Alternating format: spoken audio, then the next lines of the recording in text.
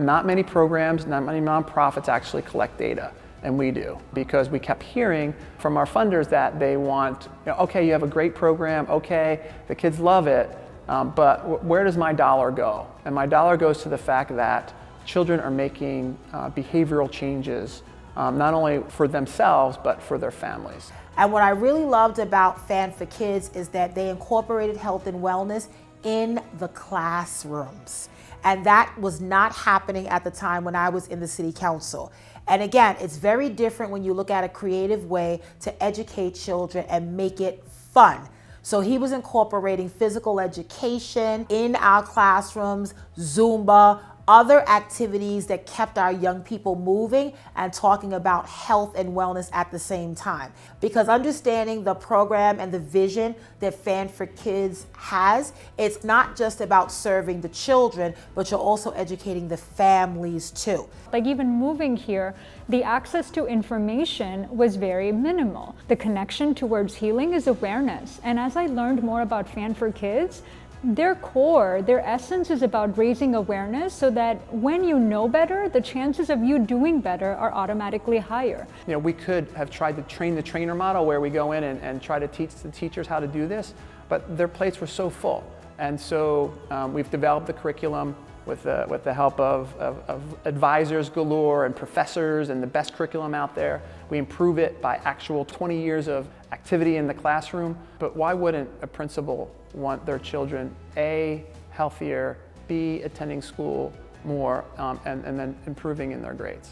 What I've found actually by even joining in on one of FAN4Kids classes is that it actually really does start with young people. And that is like not only better habits with them and like in their school institution or in their household, it actually will trickle upwards into the other family members. So I do think starting with the youngest people possible is really important.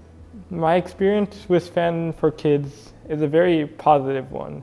I still remember it fondly today. It stood out because it was just fun, When I was a young kid, practicing fitness and nutrition with that kind of joy and excitement, it made the experience stand out, even to the point where I'd remember it today. Parent workshops are about information. Parent workshops are about redirecting patterns, thought patterns, behavior patterns. They've learned how to do different recipes, how to use veggies in a different way, how to buy canned foods. What kind of canned foods do you want to buy?